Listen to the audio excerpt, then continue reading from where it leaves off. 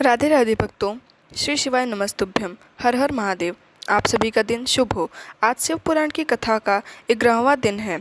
कलयुग में हर मनुष्य कहीं न कहीं टूटा हुआ है, कोई संबंधों में, कोई विश्वास में, कोई जीवन की दिशा में। ऐसे समय में हम मंदिर जा सकते हैं, पर कभी कभी मन को शांति तब भी नहीं मिलती। परंतु जब हम शिव की कथा सुनते हैं तब वह कथा नहीं, स्वयं शिव बोलते हैं। शिव पुराण का हर अध्याय एक दर्पण है जो हमें न केवल शिव का दर्शन कराता है, बल्कि हमारे भीतर के डर, दुख और दोषों को भी सामने लाकर उन्हें शांत करता है। आज की कथा भी वही करेगी, इसलिए इस कथा को केवल कानों से नहीं, हृदय से सुनिएगा। और आज के तह से पहले हम सभी प्रार्थना करेंगे कि हे नीलकंठ जैसे हलाहल पीकर सृष्टि को बचाया, वैसे ही हमारे भीतर के जहर, ईर्ष्या, क्रोध, भ्रम और भय को भी अपने चरणों में समेट लीजिए। हमें वह शांति दीजिए कि हम कलयुग के काले बादलों के बीच भी आपके प्रकाश को देख सकें और उसी में जी सकें। हर हर महादेव। अब सुनिए आज का अध्याय। देवऋषि नारद बोले, नारायण नारायण। हे महात्मा, मैंने जो पूर्व जन्म की यह शुभ और अद्भुत कथा तो कही है, वो उनके विवाह का प्रसंग भी मैंने सुन लिया। अब आगे के उत्तम चरित्र का वर्णन भी कीजिए। श्री ब्रह्मा जी कहने लगे, हे नारद, जब मैना के साथ विवाह करके हिमवान अपने घर को गए, तब तीनों लोकों में बड़ा भारी उत्सव मनाया गया। हिमालय भी अत्यंत प्रसन्न होकर मैना के साथ अपने सुखदायक सदन में निवास करने लगे। हे मुनि, उस समय श्री विष्णु आदि समस्त देवता और महात्मा मुनि गिरिराज के पास गए। उन सब देवताओं को आया हुआ देख करके महान हिमगिरी ने प्रसन्नता पूर्वक उन्हें प्रणाम किया और आपने भाग्य की सराहना करते हुए भक्ति भाव से उन सभी का आदर सत्कार किया। हाथ जोड़कर मस्तक झुका करके वे बड़े प्रेम से स्तुति करने को तैयार हुए। शैलराज के शरीर में महान रोमांच आया, उनके नेत्रों में प्रेम से आंसू बहने लगे। हे मुनि, हिमशैल ने प्रसन्न मन से अत्यंत प्रेम पूर्वक प्रणाम किया और विनती भाव से खड़े होकर श्री विष्णु आदि देवताओं से कहने लगे, आज मेरा जन्म सफल हो गया। मेरी बड़ी भारी तपस्या आज सफल हुई है। आज मेरा ज्ञान सफल हुआ। आज मेरी सारी क्रियाएं भी सफल हो गईं। आज मैं धन्य हुआ हूँ। मेरी सारी भूमि धन्य हुई है। मेरा कुल धन्य हो गया। मेरी स्त्री तथा मेरे सब कुछ आज धन्य हो गया। और इसमें कोई संशय नहीं है, क्योंकि आप सब महान देवता एक साथ मिलकर एक ही यहाँ पधारे हैं। मुझे अपना सेवक समझकर प्रसन्नता पूर्वक उचित कार्य के लिए अब आज्ञा दीजिए। हेमगिरी का यह वचन सुनकर वे सभी देवतागण बहुत प्रसन्न हुए और अपने कार्य की सिद्धि मानते हुए कहने लगे कि हे महाप्राज्ञ हिमाचल, अब हमारा हितकारक वचन भी सुन लो। हम सब लोग जिस काम के लिए यहाँ आए हैं उसे प्रसन्नता पूर्वक बता रहे हैं। हे गिरिराज, पहले जो जगदम्बा उमा दक्ष कन्या सती के रूप में प्रकट हुई थी और रुद्र पत्नी होकर सुदीर्घ काल तक इस भूतल पर क्रीड़ा कर रही थी, अब वे अंबिका सती अपने पिता से अनादर पाकर अपनी प्रतिज्ञा का स्मरण करके यज्ञ में शरीर त्याग कर अपने परम धाम को पधार गई हैं। हे हिमगिरी, वह कथा लोक में विख्यात है और तुम भी विदित हो। यदि वे सती पुनः तुम्हारे घर में प्रकट हो जाएं, तो देवताओं का महान लाभ हो सकता है। श्री ब्रह्मा जी कहने लगे कि श्री विष्णु आदि देवताओं की यह बात सुनकर गिरिराज हिमालय मन ही मन प्रसन्न होकर बड़े आदर से झुक गए और कहने लगे कि हे प्रभु, ऐसा हो तो बड़े सौभाग्य की बात होगी। तुरंतर विभव देवता उन्हें आदर से उमा को प्रसन्न करने की विधि बताकर स्वयं सदाशिव पत्नी उमा के शरण में गए। एक सुंदर स्थान में स्थित होकर सभी देवतागणों ने जगदम्बा देवी का स्मरण किया और बारंबार प्रणाम करके वे वहां श्रद्धापूर्वक उनकी स्तुति करने लगे। देवतागण बोले, शिवलोक में निवास करने वाली हे देवी उमे, जगदम्बे, सदा शिवप्रिय हे दुर्गे, हे महेश्वरी, हम आपको नमस्कार करते हैं। आप पावन शांत स्वरूप श्री शक्ति हैं, परम पावन पुष्टि हैं, अव्यक्त प्रकृति और महत्व, यह सब आपके ही रूप हैं। हम भक्ति पूर्वक आपके ही नमस्कार करते हैं। आप कल्याणमय शिव हैं, आपके साथ भी कल्याणकारी हैं। आप शुद्ध, स्थूल, सूक्ष्म और सबका परम आश्रम हैं, अंतर्विज्ञा हैं और सुविज्ञा से अनंत प्रसन्न रहने वाली आप देवी, हम आपको प्रणाम करते हैं। आप श्रद्धा हैं, आप धृत हैं, आप श्री हैं, आप ही सब में व्याप्त रहने वाली देवी हैं। आप ही सूर्य की किरणें हैं और आप ही अपने प्रपंच को प्रकाशित करने वाली हैं। ब्राह्मण रूप शरीर में और जगत के जीवों में रहकर जो ब्रह्मा से लेकर तड़ पर्यंत स्वरूप जगत की पुष्टि करती हैं, उन आदि देवी को हम नमस्कार करते हैं। आप ही वेद माता गायत्री हैं, आप ही सावित्री और सरस्वती हैं, आप ही संपूर्ण जगत के लिए वार्ता नामक वृत्ति हैं और आप ही धर्म स्वरूपा वेदनेत्री हैं। आप ही संपूर्ण भूतों में निद्रा बनकर रहती हैं, उनकी सूक्ष्म और तृप्त भी आप ही हैं। आप ही तृषा हैं, कांति हैं, छवि हैं, तुष्टि है और सदा संपूर्ण आनंद को देने वाली हैं। आप ही पुण्यकर्ताओं के यहाँ लक्ष्मी बनकर रहती हैं। आप ही पापियों के घर सदा ज्येष्ठा अर्थात लक्ष्मी जी की बड़ी बहन दरिद्रता के रूप में वास करती हैं। आप ही संपूर्ण जगत की शांति हैं। आप ही धारण करने वाली धात्री और प्राणों को पोषण करने वाली शक्ति हैं। आप ही पांचों भूतों के सार तत्व को प्रकट करने वाली तत्व स्वरूपा हैं। आप ही नीतिज्ञों की नीति तथा व्यवसाय रूपाणी हैं। आप ही समावेद की गीता हैं। आप ही ग्रंथि हैं। आप ही यजुर मंत्रों की अवयुक्ता हैं। वेद की मात्रा तथा अथर्ववेद की परम गीत ही आप ही हैं, जो प्राणियों के नाक, कान, नेत्र, मुख, भुजा, वक्षस्थल और हृदय में धति रूप में स्थित होकर सदा ही उनके लिए सुख का विस्तार करती हैं। जो निद्रा के रूप में संसार के लोगों को अत्यंत सुभोग प्राप्ति होती है, वे देवी उमा जगत की स्थिति और पालन के लिए हम सब पर प्रसन्न हो। इस प्रकार जगत जननी सती साध्वी महेश्वरी उमा की स्तुति करके अपने हृदय में विशुद्ध प्रेम लिए वे सभी देवतागण उनके दर्शन की इच्छा से वहाँ खड़े हो गए। श्री ब्रह्मा कहने लगे कि हे नारद, देवताओं के इस प्रकार स्तुति करने पर दुर्गम पीड़ा का नाश करने वाले जगत जननी देवी दुर्गा उनके सामने प्रकट हुई। वे परम अद्भुत दिव्य रत्नमय रथ पर बैठी हुई थी। उस श्रेष्ठ रथ की घुंघरू लगे हुए थे और उस रथ में बहुत ही कोमल बिस्तर बिछा हुआ था। उनके श्री विग्रह का एक एक अंग करोड़ों सूर्यों से भी अधिक प्रकाशमय था और रमणीय था। ऐसे अवयवों से वे अत्यंत उत्सित हो रही थी। सब और फैली हुई अपनी तेजो राशि के मध्य भाग में वे विराजमान थी। उनका रूप बहुत ही सुंदर था। उनकी छवि की कहीं तुलना ही नहीं की जा सकती थी। सदा शिव के साथ विलास करने वाली उन महामय की किसी के साथ समानता ही नहीं थी। शिवलोक में निवास करने वाली वे देवी त्रिविध गुणों से युक्त थी और प्राकृत गुणों का अभाव होने से उन्हें निर्गुणा भी कहा जा सकता है। वे नृत्य स्वरूप थी। वे दुष्टों पर प्रचंड कोप करने के कारण चंडी भी कहलाती हैं, परंतु स्वरूप में शिव से अर्थात कल्याणमयी हैं, सबकी पीड़ाओं का नाश करने वाली तथा संपूर्ण जगत की माता हैं। वे ही प्रलय काल में महानिद्रा होकर सबको अपने अंक में सुला लेती हैं तथा वे ही समस्त स्वजनों का संसार सागर में उद्धार कर देती हैं। शिवा देवी की तेजो राशि के प्रभाव से देवता उन्हें अच्छी तरह देख नहीं सक रहे थे। तब उनके दर्शनों की अभिलाषा से देवताओं ने फिर उनका स्वतन किया। तुरंत दर्शन की इच्छा रखने वाले भगवान श्री विष्णु आदि सभी देवता गण उन जगदम्बा की कृपा पाकर वहां उनका सुस्पष्ट दर्शन कर सके। इसके बाद देवता गण कहने लगे कि हे अंबिके, हे महादेवी, हम सदा आपके दास हैं। आप प्रसन्नता पूर्वक हमारा निवेदन सुन लीजिए। पहले आप दक्ष की पुत्री के रूप में अवतरित होकर लोक में रुद्रदेव की वल्लभा हुई थी। उस समय आपने श्री ब्रह्मा जी के तथा दूसरे देवताओं के महान दुख का निवारण किया था।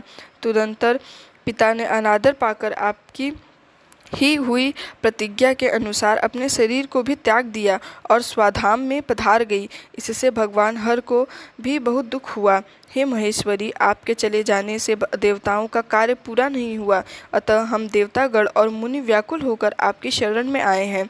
हे महासानी, हे शिवी, आप देवताओं की मनोरथ पूर्ण कीजिए, जिससे सनत कुमार का वचन भी सफल हो जाए। हे देवी, आप तो भूतल और अवतीर्ण होकर पुनः रुद्र देवी के पत्नी होकर यथा योग्य ऐसी लीला कीजिए जिससे देवताओं को सुख प्राप्त हो सके। हे देवी, इससे कैलाश पर्वत पर निवास करने वाले रुद्रदेव भी सुखी होंगे। आप ऐसी कृपा करें जिससे सब सुखी हो जाएं और सभी का सारा दुख भी नष्ट हो जाए। वहीं ब्रह्मा जी कहते हैं कि हे नारद, ऐसा कहकर विष्णु आदि सभी देवतागण प्रेम से मग्न हो गए और भक्ति से विनम्र होकर चुपचाप खड़े हो गए। देवताओं की यह स्तुति सुनकर शिवा देवी को भी बहुत प्रसन्नता हुई। उनके हेतु का विचार करके अपने प्रभु शिव का स्मरण करती हुई भक्त वत्सला दयामयी उमा देवी उस समय विष्णु आदि देवताओं को संबोधित कर हंसकर बोली। देवी उमा ने कहा, हे हरि, हे विधे और हे देवताओं तथा मुनियों, आप सब लोग अपने मन से विथा को निकाल दो और मेरी बात सुनो। मैं आप सब पर प्रसन्न हूँ, इसमें कोई संशय नहीं है। सब लोग अपने अपने स्थान को जाओ और चिरकाल तक सुखी रहो। मैं अवतार लेकर मौनी की पुत्री होकर उन्हें सुख दूंगी और रुद्रदेव की पत्नी हो जाऊंगी। यह मेरा अत्यंत गुप्त मत है। भगवान शिव की लीला भी अद्भुत है, विज्ञानियों को भी मुंह में डालने वाली है। हे देवताओं, उस यज्ञ में जाकर पिता के द्वारा अपने स्वामी का अनादर देखकर जब मैंने दक्ष के जनित शरीर को त्याग दिया है, तभी से वे मेरे स्वामी कालाग्नि रुद्रदेव तत्काल दिगंबर हो गए। वे मेरे ही चिंता में डूबे रहते हैं। उनके मन में यह विचार उठा करता है कि धर्म को जानने वाली सती मेरा रोज देखकर पिता के यज्ञ में गई और मेरा अनादर देखकर मुझ में प्रेम होने के कारण उसने अपना शरीर त्याग दिया। यही सोचकर वे घर बार छोड़ छाड़ कर अलौकिक वेश धारण करके योगी हो गए हैं। मेरी स्वरूप भूता सती के वियोग को वे महेश्वर सहन नहीं कर सके। हे देवताओं, भगवान रुद्र की भी यह अत्यंत इच्छा है कि भूतल पर मैना और हिमाचल के घर में मेरा अवतरण हो, क्योंकि वे पुनः मेरा पानी ग्रहण करके ही अधिक अभिलाषा रखते हैं।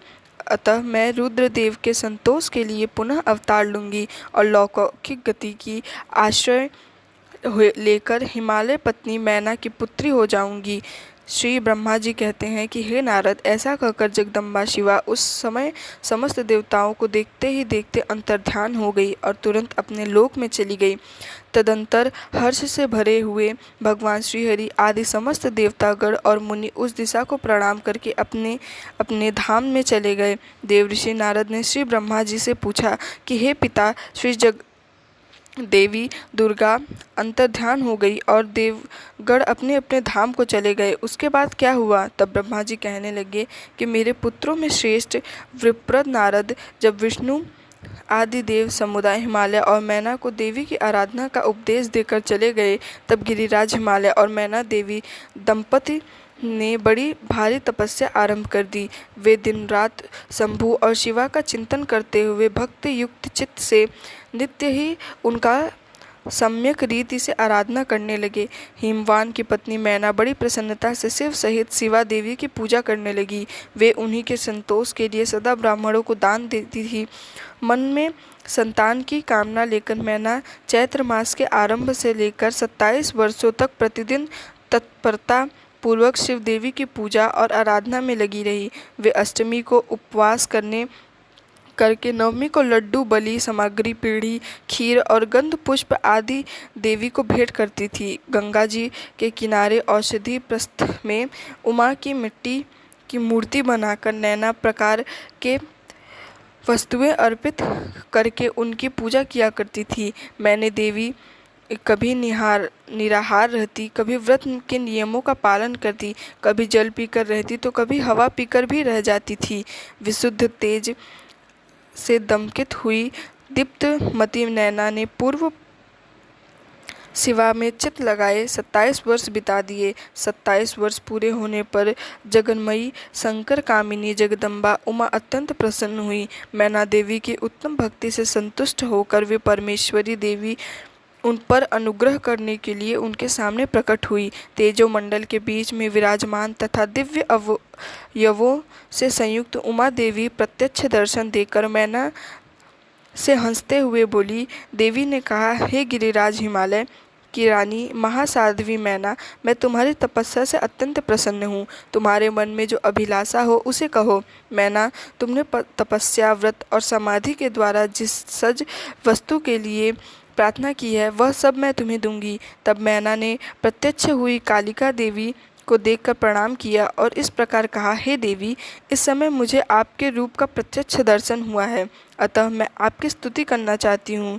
हे कालिका, इसके लिए आप प्रसन्न हो। श्री ब्रह्मा जी कहते हैं कि नारद मैना ने ऐसा कहने पर सर्वमोहिनी कालिका देवी के मन में अत्यंत प्रसन्न होकर अपनी दोनों बाहों से खींचकर मैना को हृदय से लगा लिया। इससे उन्हें तत्काल महाज्ञान की प्राप्ति हो गई। फिर तो मैना देवी प्रिय वचनों द्वारा भक्ति भाव से अपने सामने खड़ी हुई कालिका की स्तुति करने लगी। मैना मूली, जो महामाया जगत को धारण करने वाली चंडिका, लोक धारणी तथा संपूर्ण मनोवांछित फलों को देने वाली हैं, उन महादेवी को मैं प्रणाम करती हूँ, जो नित्य आनंद प्रदान करने वाली हैं। माया, योग, निद्रा, जगत जननी तथा सुंदर कमलों की माला से अलंकृत हैं। मैं उन देवी को नमस्कार करती हूँ, जो सबको मातामही, नित्य आनंदमयी, भक्तों के शोक का नाश करने वाली तथा फल देने वाली हैं। मैं उन्हें प्रणाम करती हूँ। यतियों के अज्ञान में बंधन के नाश की हेतु भूता ब्रह्म विद्या हैं। फिर मुझे जैसी नारियाँ आपके प्रभाव का क्या वर्णन कर सकती हैं। अर्थ वेद वे ही जो हिंसा और आप वह आप ही हैं। हे देवी, आप मेरे अभिष्ट फल को सदा प्रदान कीजिए। भावहीन तथा अदृश्य नित्य नित्य तंत्रमंत्रों से आप ही पंचभूतों के समुदाय को संयुक्त करती हैं। आप ही उनकी शाश्वत शक्ति हैं। आपका स्वरूप नित्य है। आप समय समय पर योग युक्त और समर्थ नारी के रूप में प्रकट होती हैं। आप ही जगत की योनि और आधार शक्ति हैं। आप ही प्राकृत्यों से परे नृत्या प्रकृति कही गई हैं, जिनके द्वारा ब्रह्मा जी के स्वरूप को वश में किया जाता है। वह नित्या विद्या आप ही हैं। अतः हे माता, आज मुझे पर प्रसन्न हुई हैं। आप ही अग्नि के भीतर व्याप्त हैं। आप ही सूर्य किरणों में स्थित प्रकाशी का प्रस्थित हैं। चंद्रमा में जो आह्लादी की शक्ति है, वह आप भी तो हैं। ऐसी आप चंडी देवी का मैं स्वतन और वंदन करती हूँ। आप स्त्रियों को बहुत प्रिय हैं। अब ब्रह्मचारियों की धय भूता नित्या ब्रह्म शक्ति आप ही हैं। संपन्न जगत की वांछा तथा श्रीहरि की माया भी आप ही हैं, जो देवी इच्छा अनुसार रूप धारण करके सृष्टि पालन में संहारमयी होकर उन कार्यों को संपादन करती हैं तथा ब्रह्मा, विष्णु और रुद्र के शरीर को भी हेतुभूता हैं। वे आप ही हैं। हे देवी, आप मुझ पर प्रसन्न होइए। आपको पुनः मेरा नमस्कार है। श्री ब्रह्मा जी कहते हैं कि हे नारद, मैना ने इस प्रकार स्तुति करने पर दुर्गा कालिका ने पुनः उन मैना देवी से कहा, तुम अपना मनोवांछित फल मांगो। हे हिमाचल प्रिय, तुम मुझे प्राणों के समान प्यारी हो। तुम्हारी जो इच्छा हो वह मांगो, उसे मैं निश्चय पूरा ही कर दूँगी।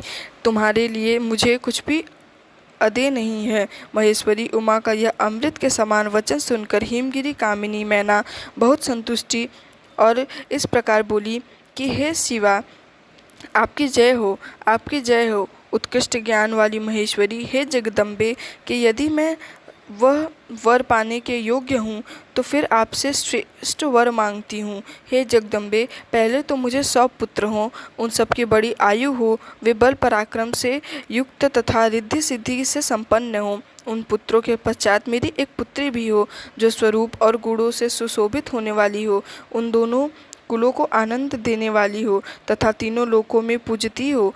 हे जगदम्बिके, हे शिवे, आप ही देवताओं का कार्य सिद्ध करने के लिए मेरी पुत्री तथा रुद्रदेव की पत्नी हुई। फिर लीला कीजिए। श्री ब्रह्मा जी कहते हैं कि हे नारद, मैना की बात सुनकर प्रसन्न हृदय देवी उमा ने उनके मनोरथ को पूर्ण करने के लिए मुस्कुरा कर कहा, देवी बोली, पहले तुम्हें 100 बलवान पुत्र प्राप्त होंगे, उनमें भी एक सबसे अधिक बलवान और प्रधान होगा, जो सबसे पहले उत्पन्न होगा। तुम्हारी भक्ति से संतुष्ट होकर मैं स्वयं तुम्हारे यहाँ पुत्री के रूप में अवतरित होंगी। समस्त देवताओं से सेवित होकर उनका कार्य सिद्ध करूँगी। ऐसा कहकर जगत धात्री परमेश्वरी कालिका शिवा मनेका के देखते देखते वह अंतर्ध्यान हो गई। तात महेश्वरी से अभिष्ट वर पाकर मेनका को भी अपार हर्ष हुआ। उनका तपस्या जनित सारा क्लेश नष्ट हो गया। हे मुनि, फिर कालक्रम से मैना के गर्भ रहा और वह प्रतिदिन बढ़ने लगा। समय अनुसार उसने एक उत्तम पुत्र को उत्पन्न किया। का नाम मैनाक था। उसने समुद्र के साथ उत्तम मैत्री बांधी। वह अद्भुत पर्वत नाग व बंधु के उपभोग का स्थल बना हुआ था। उसके समस्त अंग श्रेष्ठ हैं। हिमालय के 100 पुत्र में वह सबसे श्रेष्ठ और महान बल पराक्रम से संपन्न है। अपने से वह अपने बाद प्रकट हुए समस्त पर्वतों में एकमात्र मैनाक ही पर्वतराज के पद पर प्रतिष्ठित है। श्री ब्रह्मा जी कहते हैं कि नारद तरंतर मैना और हिमालय आदर पूर्वक देव कार्य की सिद्धि के लिए कन्या प्राप्ति हेतु वहाँ जगत जननी भगवती उमा की चिंतन करने लगे, जो प्रसन्न होने पर संपूर्ण अभिष्ट वस्तुओं को देने वाली हैं। वे महेश्वरी उमा अपने पूर्ण अंश में गिरिराज हिमालय के चित्त में प्रविष्टित हुई। उससे उनके शरीर में अपूर्व और सुंदर प्रभाव उत्तर आई। वे आनंदमग्न होकर अत्यंत प्रकाशित होने लगे। उस अद्भुत तेजो राशि से संपन्न महामना हिमालय अग्नि के समान उत्कृष्ट हो गई। तत्पश्चात सुंदर काल्यकारी समय में गिरिराज हिमालय ने अपनी प्रिया मनु के उदर में शिवा के उस परिपूर्ण अंश का आधान किया। इस तरह गिरिराज की पत्नी मैना ने हिमवान के हृदय में विराजमान करुणानिधान देवी की कृपा से सुखदायक गर्भ धारण किया। संपूर्ण जगत की निवास भूता देवी के गर्भ में आने से गिरिप्रिया मैना सदा तजोमंडल के बीच में स्थित होकर अधिक शोभा पाने लगी। अपनी प्रिया शुभांगी मैना को देखकर गिरिराज हिमवान बड़ी प्रसन्नता का अनुभव करने लगे। गर्भ में जगदम्बा के आ जाने से वे महान तेज से संपन्न हो गई थी। हे मुनि, उस अवसर में विष्णु आदि देवता और मुनियों ने वहां आकर गर्भ में निवास करने वाली शिवा देवी की स्तुति की और फिर महेश्वरी की नाना प्रकार से स्तुति करके प्रसन्नचित्त हुए। वे सब देवता अपने धाम को चले गए। जब 9वां महीना बीत गया और दवा भी पूरा हो चला था, तब जगदम्बा कालिका के समय पूर्ण होने पर गर्भस्थ शिशु हो जो गति होती है उसी को धारण किया, अर्थात जन्म ले लिया। उस अवसर पर आद्या शक्ति सती साध्वी शिवा पहले मैना के सामने अपने ही स्वरूप में प्रकट हुई। वसंत ऋतु में चैत्र मास की नवमी तिथि को मृगशिरा नक्षत्र में आधी रात के समय चंडमंडल में आकाश गंगा की तरह मेनका के उदर से देवी शिवा ने अपने ही स्वरूप में प्रादुर्भाव हुआ। उस समय संपूर्ण संसार में प्रसन्नता छा गई। अनुकूल हवा चलने लगी जो सुंदर, सुगंधी और गंभीर थी। उस समय जल की वर्षा के साथ फूलों की वृष्टि हुई। विष्णु आदि सभी देवतागण वहाँ आए। सबने सुखी होकर प्रसन्नता के साथ जगदम्बा के दर्शन किए और शिवलोक में वास करने वाली दिव्य रूपा महामाया शिव कामिनी मंगलमय कालिका माता का स्तवन किया। हे नारद, जब देवता लोग स्तुति करके चले गए तो मेनका उस समय प्रकट हुई नीलकमल दल के सामने कांति वाली श्याम वर्णा देवी को देखकर अतिशय आनंद में अनुभव करने लगी। देवी के उस दिव्य रूप का दर्शन करके गिरिप्रिया मैना को ज्ञान प्राप्त हो गया। वह उन्हें परमेश्वरी समझकर अत्यंत हर्ष से उल्लसित हो उठी और संतोष पूर्वक बोली, हे जगदम्बे, हे महेश्वरी, आपने बड़ी कृपा की जो मेरे सामने प्रकट हुई। हे अंबिके, आपकी बड़ी शोभा हो रही है। हे शिवे, आप संपूर्ण शक्तियों के आद्य शक्ति तथा तीनों लोकों की जननी हैं। देवी, आप भगवान शिवा की प्रिया हैं तथा संपूर्ण देवताओं से प्रसन्नचित पराशक्ति हैं। हे महेश्वरी, आप कृपा करें और इस रूप में ध्यान स्थित हो जाए, साथ ही मेरी पुत्री के अनुरूप प्रत्यक्ष दर्शनीय रूप धारण करें। श्री ब्रह्मा जी कहते हैं, हे मुनि, पर्वत पत्नी मैना की बात सुनकर अत्यंत प्रसन्न हुई शिवा देवी ने उस गिरिप्रिया को इस प्रकार उत्तर दिया। देवी बोली, मैना, तुमने पहले तत्परता पूर्वक मेरी बड़ी सेवा की थी। उस समय तुम्हारी भक्ति से प्रसन्न होकर मैं वर देने के लिए तुम्हारे निकट आई। वर मांगो। मेरी इस वाणी को सुनकर तुमने जो वर मांगा वह इस प्रकार है, हे महादेवी, आप मेरी पुत्री हो जाएं और देवताओं का हित साधन करें। तब मैंने तथास्तु कहकर तुम्हें सादर वह वर दे दिया और अब मैं धाम को चली गई। हे गिरि कामिनी, उस वर के अनुसार समय पाकर आज मैं तुम्हारी पुत्री हुई हूँ। आज मैंने जो दिव्य रूप का दर्शन तुम्हें कराया उसका उद्देश्य इतना ही है कि तुम्हें मेरे स्वरूप का स्मरण हो जाए, अन्यथा मनुष्य रूप में प्रकट होने पर मेरे विषय में तुम अनजान ही बनी रहती। जब तुम दोनों दंपत्ति पुत्री भाव में अथाव दिव्य भाव से मेरा निरंतर चिंतन करते हुए मुझ में स्नेह रखो, इससे मेरी उत्तम गति प्राप्त होगी। मैं पृथ्वी पर अद्भुत लीला करके देवताओं का कार्य सिद्ध करूंगी।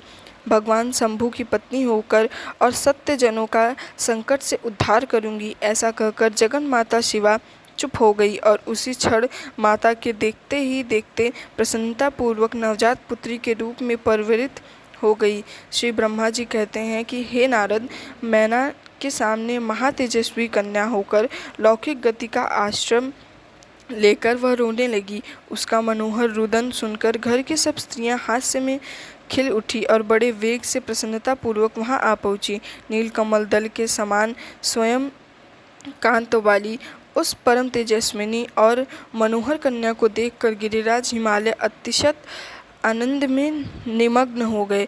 तदंतर सुंदर मुहूर्त में मुनियों के साथ हिमवान ने अपनी पुत्री के काली आदि सुखदायक नाम रखे। देवी शिवा गिरिराज के भवन में वे दिनों दिन बढ़ने लगी। ठीक उसी तरह जैसे वर्षा के समय में गंगा जी की जल राशि और शरद ऋतु के समय शुक्ल पक्ष में चांदनी बढ़ती है।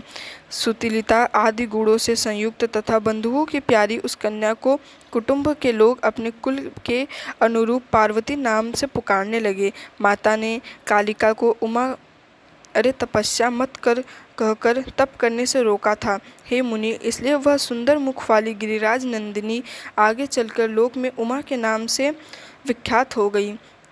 नारद तदंतर जब विद्या के उपदेश का समय आया तब शिवा देवी अपने चित्त को एकाग्र करके बड़ी प्रसन्नता के साथ श्रेष्ठ गुरु से विद्या पढ़ने लगी। पूर्व जन्म की सारी विद्याएं उन्हें उसी तरह प्राप्त हो गई जैसे शरद काल में हंसों की पात अपने स्वर्ग गंगा के तट पर पहुंच जाती हैं और रात्रि में अपना प्रकाश स्वतः महोत्सवियों को प्राप्त हो जाती है। मुने, इस प्रकार मैंने शिवा की किसी एक लीला का भी वर्णन किया है। अब अन्य लीलाओं का वर्णन करूंगा, ध्यान से सुनो। एक समय की बात है, तुम भगवान शिव की प्रेरणा से प्रसन्नता पूर्वक हिमाचल के घर गए। हे मुनि, तुम शिव तत्व के ज्ञाता और उनके लीला के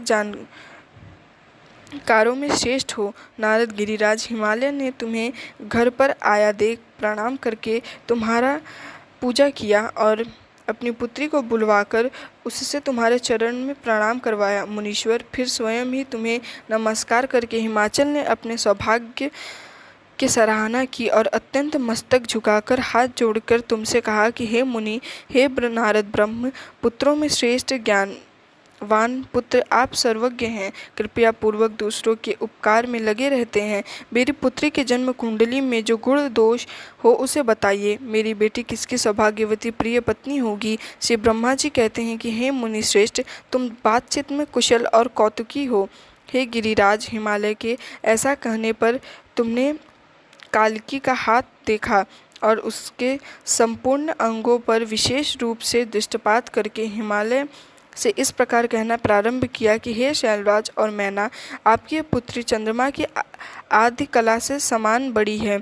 समस्त शंभु लक्षण इसके अंगों में शोभा बढ़ाते हैं। यह अपने पत्नी के लिए अत्यंत सुखदायिनी होगी और माता पिता की भी कीर्ति बढ़ाएगी। संसार की समस्त नारियों में यह परम साध्वी और स्वजनों को सदा महान आनंद देने वाली होगी। हे गिरिराज, तुम्हारी पुत्री के हाथ में सब लक्षण उत्तम ही विद्यमान हैं, केवल एक रेखा विलक्षण है। उसका यथार्थ फल भी सुनो। इसे ऐसा पति प्राप्त होगा जो योगी, नंग धड़ंग रहने वाला, निर्गुण और निष्काम होगा।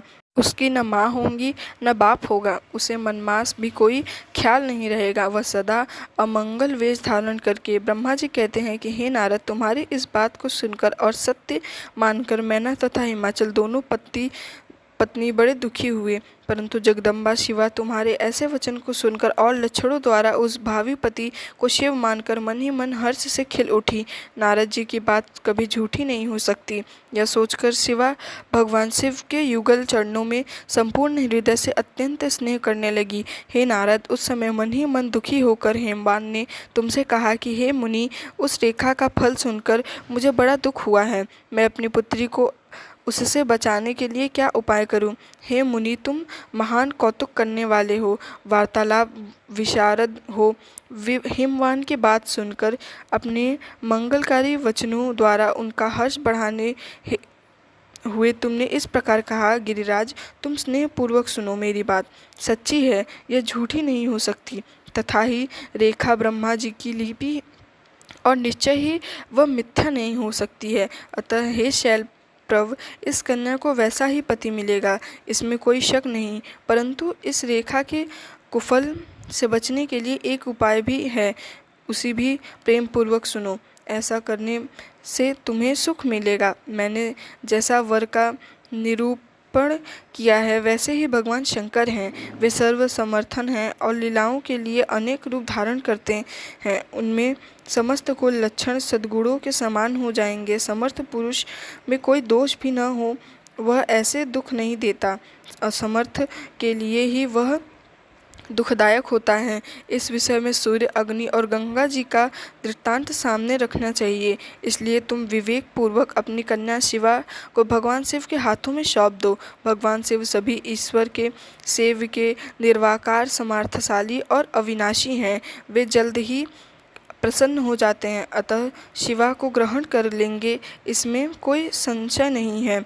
विशेषतः वे तपस्या से वश में हो जाते हैं। यदि शिवा तप करे तो भगवान उसका सारा काम ठीक कर देंगे। सर्वेश्वर शिव सब प्रकार से समर्थ हैं।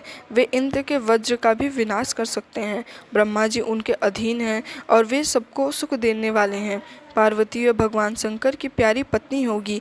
वह सदा रुद्र रूप के अनुकूल रहेगी, क्योंकि वह महासाध्वी और उत्तम व्रत का पालन करने वाली है तथा माता पिता के सुख को बढ़ाने वाली है। यह तपस्या करके भगवान शिव के मन को अपने वश में कर लेंगी और वे भगवान भी इनके सिवा किसी दूसरी स्त्री से विवाह नहीं करेंगे।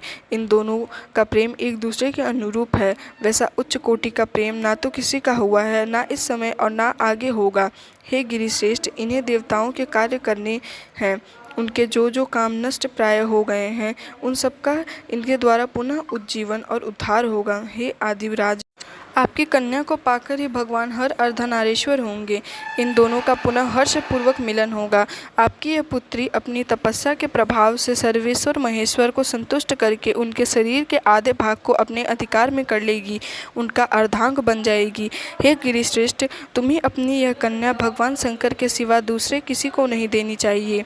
यह देवताओं का गुप्त रहस्य है, इसे कभी प्रकाशित नहीं करना चाहिए। मुनि की बात सुनकर हिमालय के कह, हे ज्ञानी मुनि नारद, मैं आपको एक बात बता रही हूँ, उसे प्रेम पूर्वक सुनिए और आनंद का अनुभव कीजिए। सुना जाता है कि महादेव जी सब प्रकार के आसक्तियों को त्याग करके अपने मन को संशय में रखकर नित्य तपस्या करते हैं।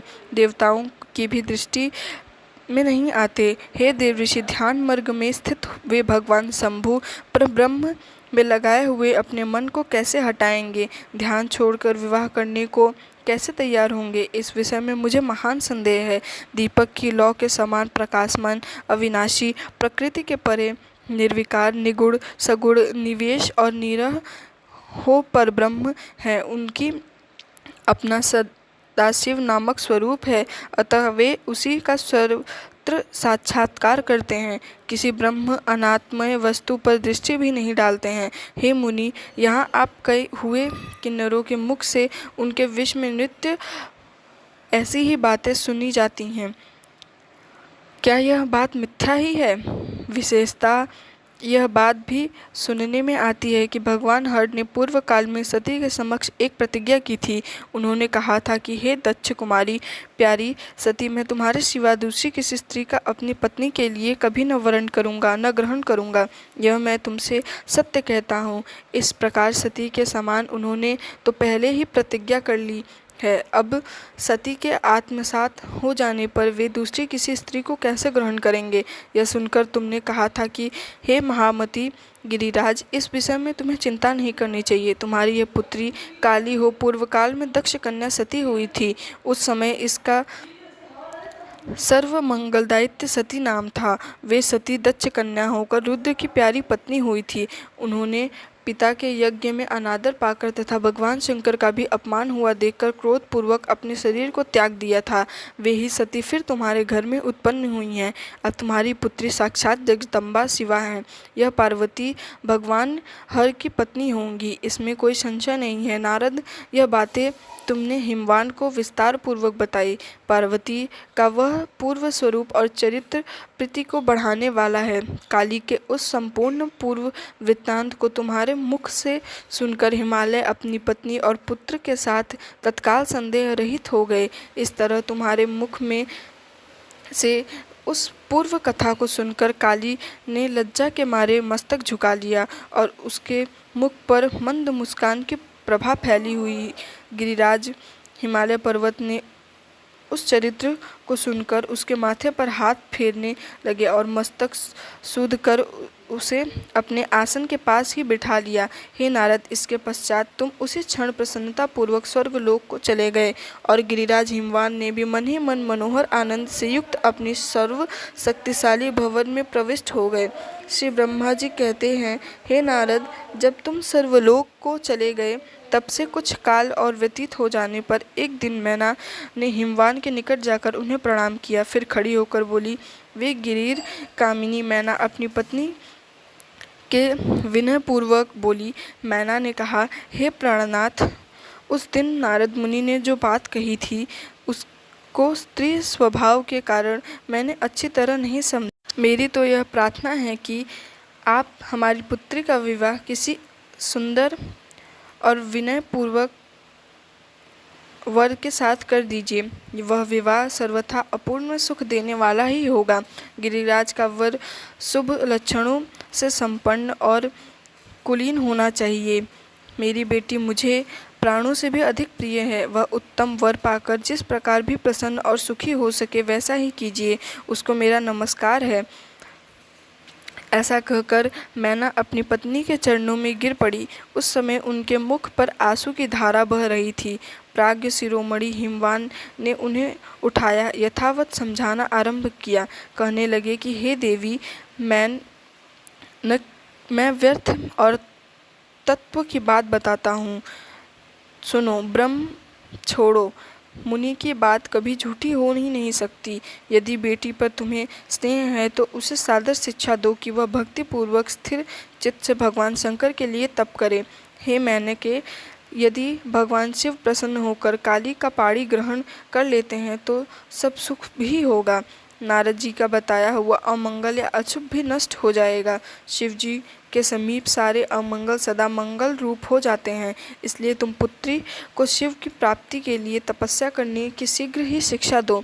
श्री ब्रह्मा जी कहते हैं, हे नारद हिमवान, यह बात सुनकर मैना को बड़ी प्रसन्नता हुई। वे तपस्या में रुचि उत्पन्न करने के लिए पुत्री को उपदेश देने के निमित्त उसके पास गई, परंतु पुत्री के सुकुमार अंगों पर दृष्टिपात करके मैना के मन में बड़ी व्यथा हुई। उनके दोनों नेत्रों में तुरंत ही अश्रु बह गए।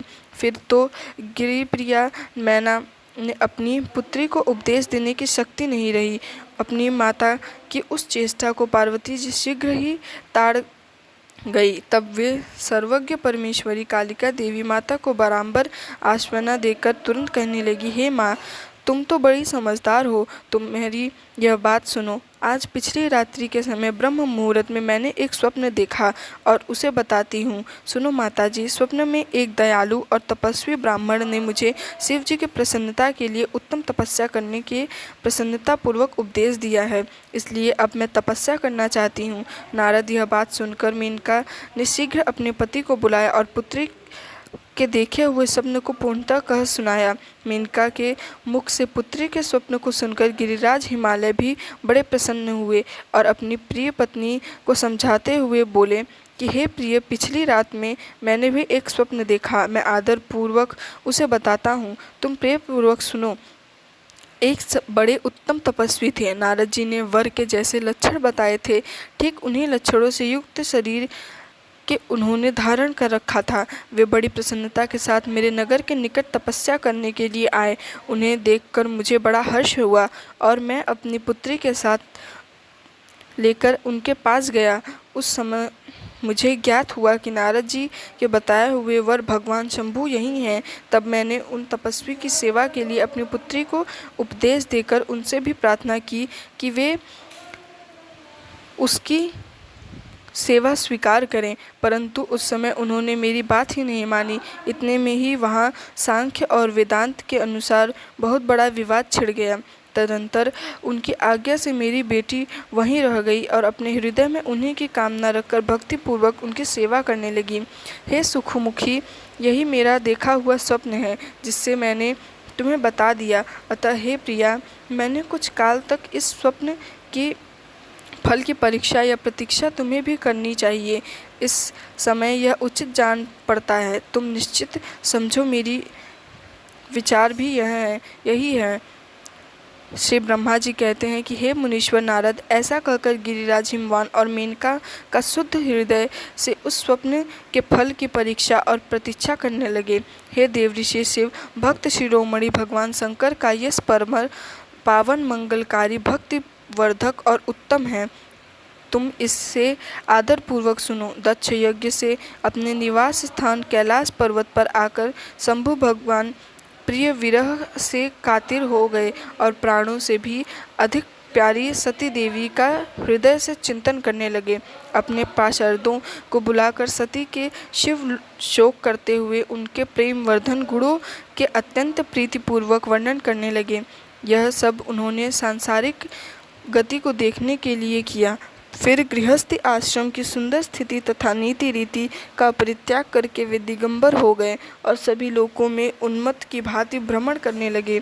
लीला कुशल होने के कारण विरह की अवस्था का प्रदान करने लगे। सती के विरह से दुखित होकर कहीं भी उनका दर्शन न पाकर भक्त काल्यकारी भगवान शंकर पुनः कैलाशगिरी पर लौट आए और मैंने मन को यत्न पूर्वक एकाग्र करके उन्होंने समाधि लगा ली, जो कि समस्त दुखों का नाश करने वाली है। समाधि में वह अविनाशी रूप का दर्शन करने लगे। इस तरह तीनों गुणों से रहित हो वे भगवान शिव चिरकाल तथा सुधिष्ठिर भगवान से समाधि लगाए बैठे रहे। वे प्रभु स्वयं ही माया के अधिपति निर्विकार परम ब्रह्म हैं।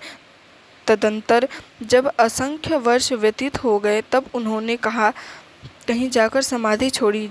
उसके बाद तुरंत जो चरित्र हुआ उसे मैंने तुम्हें बताया हूँ। सुनो, भगवान शिव के ललाट से उस श्रीमजनित पसीने की एक बूंद पृथ्वी पर गिरी और तत्काल एक शिशु के स्वरूप में परिणित हो गई। हे मुने, उस बालक के 4 भुजाएं थी, शरीर की कांत लाल थी और आकार मनोहर था। दिव्य द्युति की दिम्पति वह शोभाशाली बालक अत्यंत दुस्तेज से संपन्न था। फिर भी उस समय लोकाचार परायण परमेश्वर शिव के आगे वह साधारण शिशु की भांति रोने लगा। यह देखकर पृथ्वी भगवान शंकर से भयमान उत्तम बुद्धि से विचार करने के पश्चात सुंदरी स्त्री का रूप धारण करके वहीं प्रकट हो गई। उन्होंने उस सुंदर बालक को तुरंत उठाकर अपनी गोद में रख लिया। अपने ऊपर प्रकट होने वाले दूध को ही स्तन्य के रूप में उसे पिलाने लगी। उन्होंने स्नेह का मुख चूमा और अपने ही बालक मानकर हंस हंस कर उसे खिलाने लगी। परमेश्वर शिव का हित साधन करने वाली पृथ्वी देवी सच्चे भाव से स्वयं उसकी माता बन गई। संसार की सृष्टि करने वाली परम कौतुकी और विद्वान अंतर्यामी शंभु वह चरित्र देखकर हंस पड़े और पृथ्वी को पहचान कर उनसे बोले कि हे धारिणी, तुम धन्य हो। मेरे इस पुत्र को प्रेम पूर्वक अब पालन करो। यह श्रेष्ठ शिशु मुझे महातेजस्वी शंभु के श्रम जल अर्थात पसीने से तुम्हारे ही ऊपर उत्पन्न हुआ है। हे वसुधे, यह प्रियकारी बालक यद्यपि मेरे श्रम जल से प्रकट हुआ है, फिर भी तुम्हारे नाम से तुम्हारे ही पुत्र के रूप में इसकी व्याख्यात होगी। यह सदा त्रिवध्य तापों से रहित होगा, अत्यंत गुणवान और भूमि देने वाला होगा। यह मुझे भी सुख प्रदान करेगा। तुम इसे अपनी रुचि के अनुसार ग्रहण करो। श्री ब्रह्मा जी कहते हैं कि नारद जी ऐसा कहकर भगवान शिव मौन हो गए। उनके हृदय में विरह का प्रभाव कुछ कम हो गया। उनमें विरह क्या था? वे लोकचार का पालन कर रहे थे। वास्तव में सत्य पुरुषों के लिए श्री रुद्रदेव निर्विकार परमात्मा ही हैं। शिव जी के उद्युत आज्ञा को सोधर कौर के पुत्र सहित पृथ्वी देवी शीघ्र ही अपने स्थान को चली गई और उन्हें अत्यधिक सुख मिला। वह बालक भम नाम से प्रसिद्ध होकर युवा होने पर तुरंत काशी चला गया। वहाँ उसने दीर्घकाल तक भगवान शंकर की सेवा की। विद्यावान जी की कृपा से ग्रहण की पदवी पाकर वे भूमि कुमार शीघ्र ही श्रेष्ठ और देवी लोक में चले गए, जो कि सुक्रोध से परी है। जय भोलेनाथ। आज के अध्याय में बस इतना ही। इसके आगे की कथा आप सभी कल के अध्याय में जरूर सुनिएगा। आइए अब हम सब सच्चे मन से भगवान शिव से क्षमा प्रार्थना करते हैं। हे भोलेनाथ, अगर इस कथा के श्रवण, वाचन या स्मरण के दौरान हमारी मन, वाणी या कर्म से कोई भी त्रुटि हो गई हो, हमें आपसे हाथ जोड़कर प्रार्थना करते हैं, कृपया हमें क्षमा करें।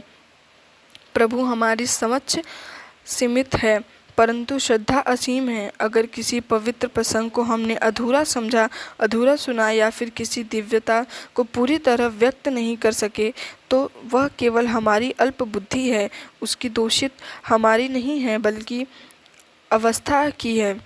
आप तो दयालु हैं, कृपामय हैं, भक्तों के हर अपराध को क्षमा करने देने वाले हैं। हे भोलेनाथ, हमारी इस भक्ति यात्रा को स्वीकार करें और हमारे दोषों को नष्ट करके हम अपनी शरण में रखें। हे नीलकंठ, इस अध्याय को अपने ही आरंभ करवाया है और आप ही इसे पूर्ण करें। आपकी कृपा से हम हर दिन आपसे और निकट आते हैं। यही हमारी सबसे बड़ी कामना है।